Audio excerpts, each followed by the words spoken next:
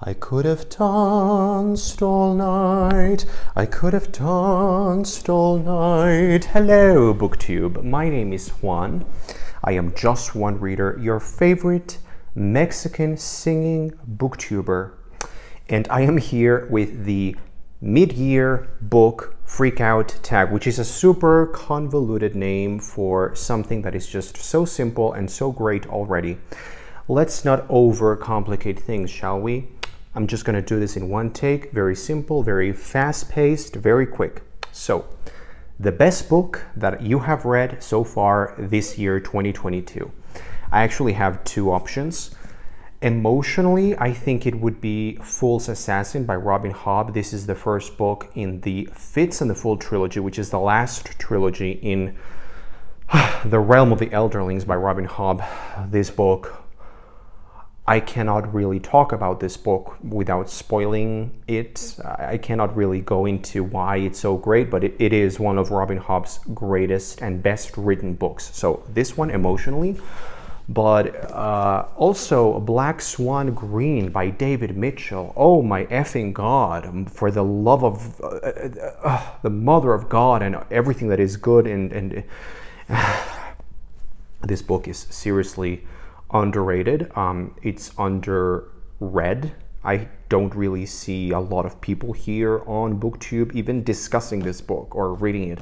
I think Fraser Simons is one of the only people that I know who has read it and loved it. But I think I actually love it more. It just ticked all the right boxes for me. This book is just perfect. Now, I'm also going to give you the worst book that I have read this year, and that has to be The Way of Kings by Brandon Sanderson. How can people like that book? How can people like that author? How can people like the writing? How can people like that aesthetic? It baffles me. It's not for me. Question number 2. What is the best sequel that you have read thus far in the year?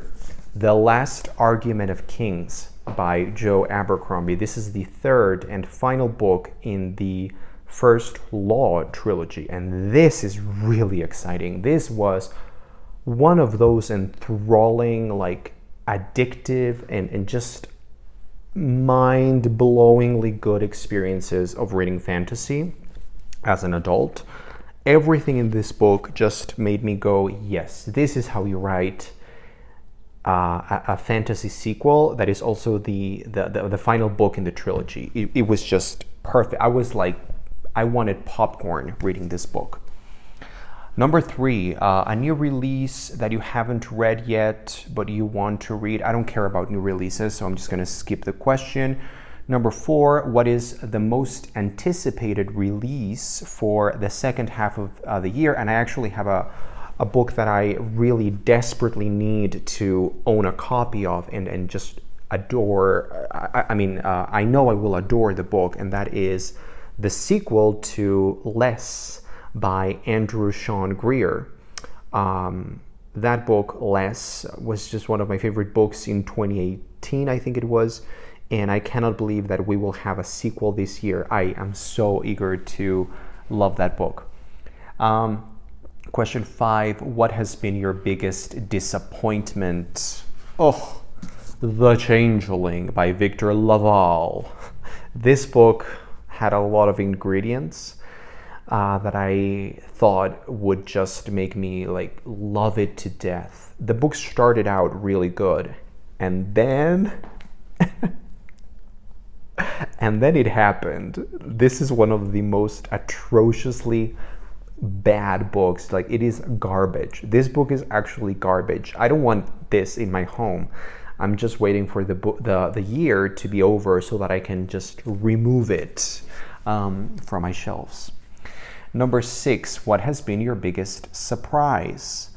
I have 2 really big surprises. The biggest surprise, in all honesty, has to be Black Swan Green, just because I decided to read this book just as a filler. This was one of those filler books. I never thought I would actually enjoy it greatly. And never did I even imagine that I would love it like my favorite book of the year. I thought this book was just going to give my reading diet more diversity, and it just completely slapped me in the face and made me realize that this book is seriously underappreciated and underread. This is the biggest surprise, but another really big surprise was The Gentleman by Forrest Leo. This, which is like a Victorian fun romp, it deals with a writer, a poet, a frustrated, narcissistic poet, and his dealings with the devil himself.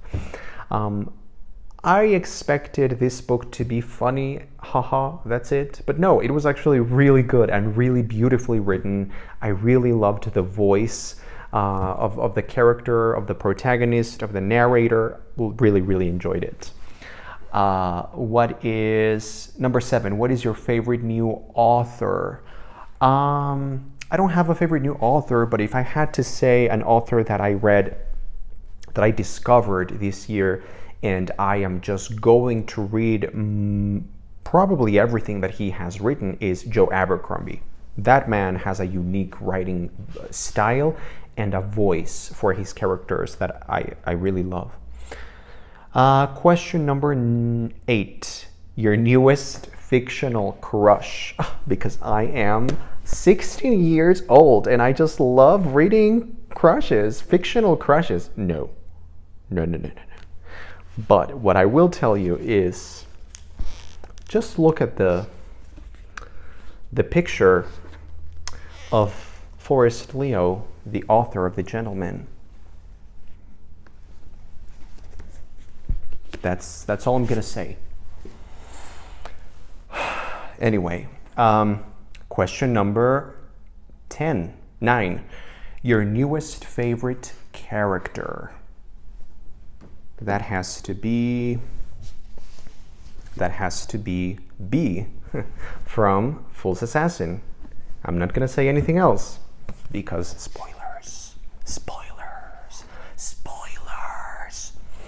Question number 10. What is a book that made you cry? I don't usually cry, but this, there were some moments in this book.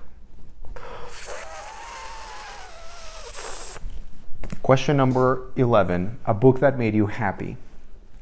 You have to read this book. Auntie Mame, An Irreverent Escapade by Patrick Dennis. This is like a collection of loosely, well, not loosely. It is a novel, but it's told in vignettes that feel almost like short stories. And they are hilarious, particularly the first 2 pieces of this book. They are comedy gold. Question number 12. What is the most beautiful book that you have bought or received this year? That has to be my new box set. I have many, but this is the newest box set that I own of Harry Potter, the complete Harry Potter Bloomsbury adult editions. They come in this beautiful, colorful box set. The design is like very different to what you would expect from Harry Potter books. And I think I love all of them, but I particularly enjoy what they did for the cover of the Deathly Hallows. It's just a very cool depiction. Really, all of the covers are really great, and it's just a beautiful set of books all around. The editions are really good. And finally, question number 13. What are some books that you need to read before the year is over?